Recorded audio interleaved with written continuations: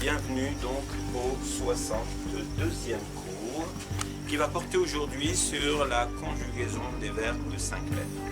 Je vous rappelle encore une fois, je vais rappeler régulièrement que pour la conjugaison arabe, les marques sont toujours les mêmes, que ce soit au passé, au présent. Au passé, les marques se mettent à la fin, au présent, les marques se mettent au début.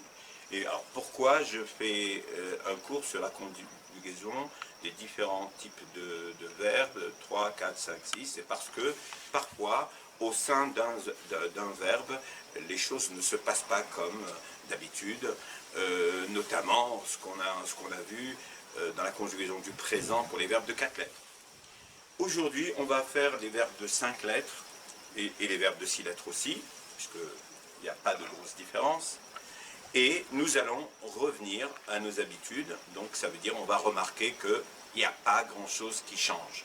Vous voyez? Donc il y a en arabe deux types principaux de verbes de 5 lettres. Il y en a qui ont 4 lettres avec une shadda au milieu, comme le verbe que j'ai choisi, takallama, takallama, 1, 2, 3, 4, avec la shadda ça fait 5 lettres, ok? Ce qui est en rouge, c'est les marques de la conjugaison, ça compte pas. Voilà, on le trouve à il où il n'y a pas de marque, takallama. Bon. Donc il y a des verbes de 5 lettres qui commencent par le ta, et il y en a d'autres qui commencent par un alif sans hamza. Et les verbes qui commencent par un alif sans hamza, le alif se prononce i, et au présent il disparaît. Si on dit par exemple intavara, le verbe attendre, il y a le alif au début qui n'a pas de hamza qui va se prononcer i, intavara. Au présent, le alif va disparaître. Donc c'est vraiment la seule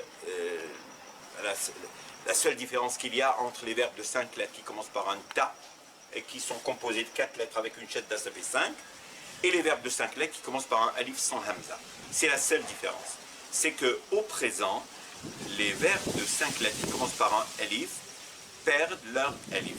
Et au présent, on aura ya au début. Voilà. Donc, on va passer en revue de manière assez rapide, parce que c'est toujours la même manière, on conjugue toujours de la même manière, et les verbes de 5 lettres ne posent pas de problème particulier. Donc, on va y aller. Donc, ana, c'est je, et on sait qu'au passé, les pronoms sont à la fin. Donc, takallama, c'est le verbe parler. Donc, j'ai parlé, takallamtu. Tout, c'est je au passé. J'ai parlé.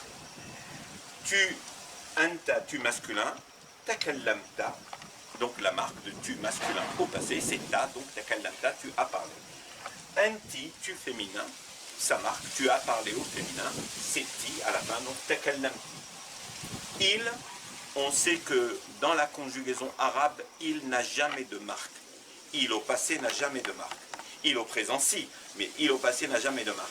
Donc, le verbe à l'infinitif, c'est un verbe à la base qui veut dire il. Vous voyez? Il au passé. Donc, takallama, c'est en même temps le verbe parler, mais en même temps, si on devait le traduire, c'est il a parlé. Hiya, elle, sa marque, c'est le ta sans voyelle. At. Donc, takallamat. Ok? Nahnu, c'est nous, et sa marque, c'est le na à la fin. Takallamna. Ok? Antuma, vous deux, masculin ou féminin, leur marque finale, c'est tuma. Takallamtuma, vous avez parlé au passé. Antum, vous tous, pluriel masculin, sa marque, c'est tum à la fin, donc takallamtum, vous avez parlé. Et lorsqu'on s'adresse à un pluriel féminin, donc antunna, c'est le pronom, takallamtunna, vous avez parlé, un pluriel féminin. Donc, huma, eux deux, huma masculin, eux deux, c'est simplement le alif. Vous prenez le verbe à l'infinitif, vous ajoutez le alif. Le verbe à l'infinitif, c'est takallama, et eux deux, ils ont parlé, takallama. Pour elles deux, vous prenez elle au passé, hiya, c'est elle, takallamat, ça c'est le singulier, elles deux, takallamat, plus alif, ça nous fait takallamata. Il au pluriel, il masculin au pluriel, hum, c'est la marque finale, c'est le waw qui va se prononcer ou, suivi d'un alif qui ne se prononce pas. Donc ils ont parlé takallamu. Et d'ailleurs, j'ai pas mis le alif en rouge parce qu'il ne se prononce pas. Et elles, féminin, takallamna, elles ont parlé. Hunna, elles au pluriel. Et la marque de hunna, elles, c'est le na. Takallamna. Voici la conjugaison des verbes de 5 lettres. Et on a dit que les verbes de 5 lettres étaient commençaient soit par un ta, comme le verbe takallama que nous venons de voir. C'est un verbe de 5 lettres. Takallama. Donc c'est sa conjugaison. Ensuite, nous aurons un autre type de verbe de 5 lettres. C'est avec le ta, mais sans shadda, mais avec un alif au milieu. Tabadala. Tabadala. Vous voyez 5 lettres. Tabadala, 5 lettres, avec un alif au milieu. Donc, les deux commencent par un ta.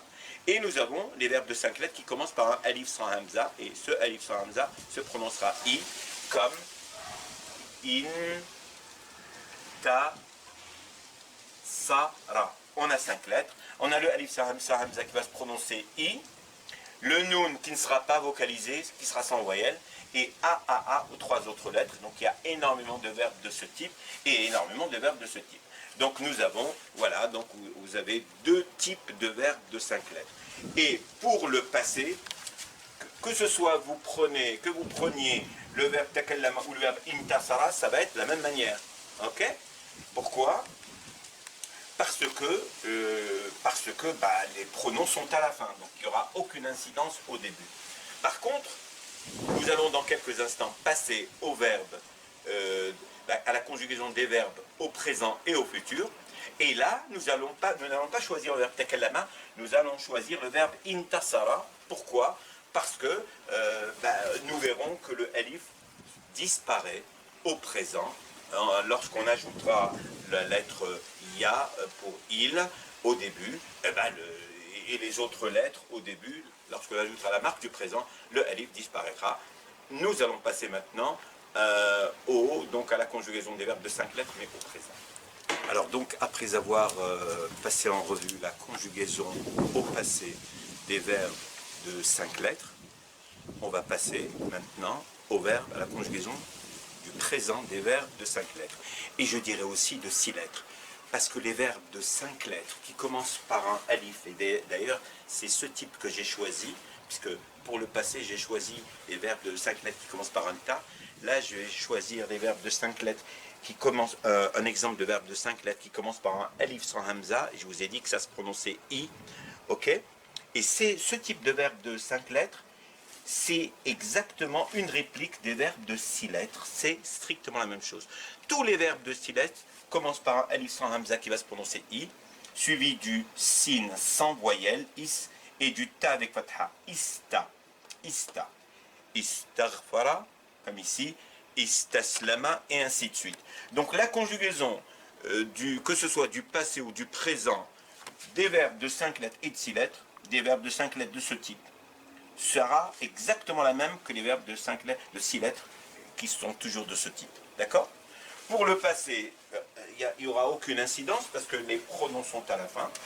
Pour le présent, la seule chose qu'il ne faudra jamais oublier, c'est que les verbes de 5 lettres et de 6 lettres qui commencent par un alif sans hamza, ce alif disparaît tout simplement au présent. Et à l'avant-dernière lettre, il y aura une kasra, un i. Voilà, donc je répète, les verbes de 5 lettres et de 6 lettres qui commencent par un alif sans hamza se conjuguent tous de la même manière. Bien sûr que ce soit au passé, mais aussi au présent.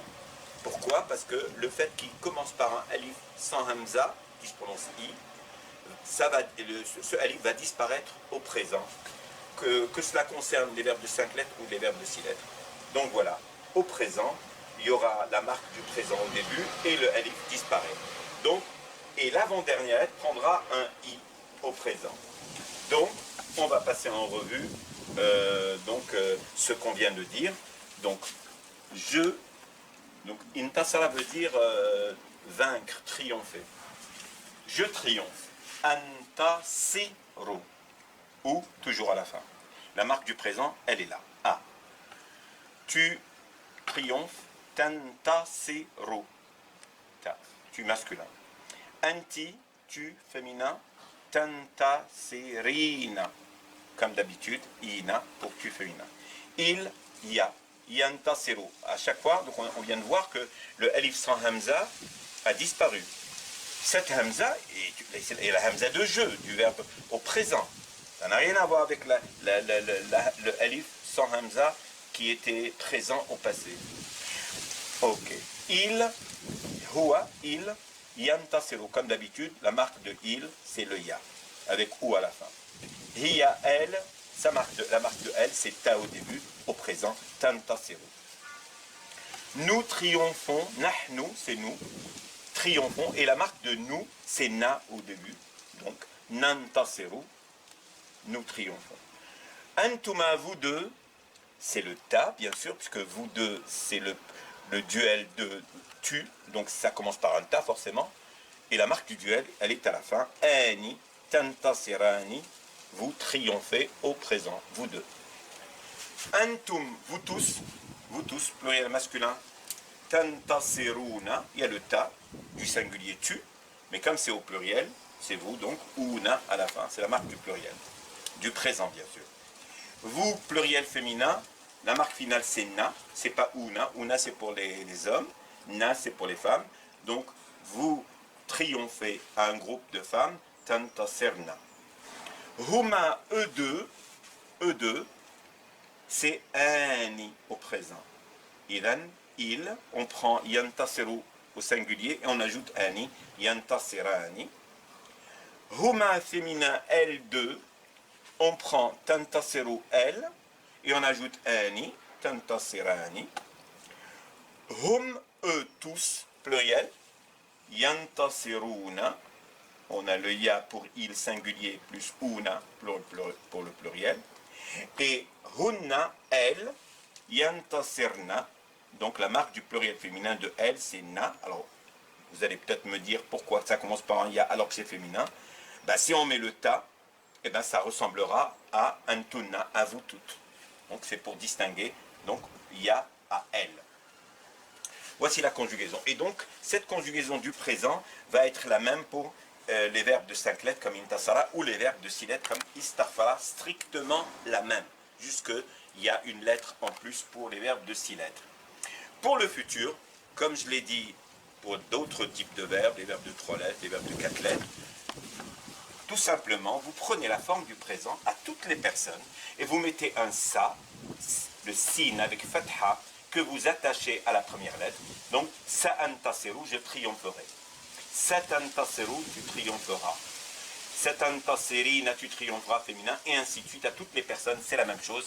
Et je vous avais dit, lors de l'explication sur les verbes de 4 lettres, je vous avais dit qu'il y avait une autre marque du futur qui se met au début, mais qui ne s'attache pas comme le sin.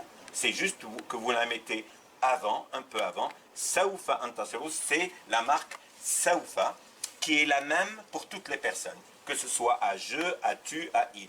Et elle s'écrit comme ça, saufa. Saufa, qui est moins courant que le sa. Mais ça, c'est le plus courant et vous l'attachez à la première lettre. Voilà, j'espère avoir été clair.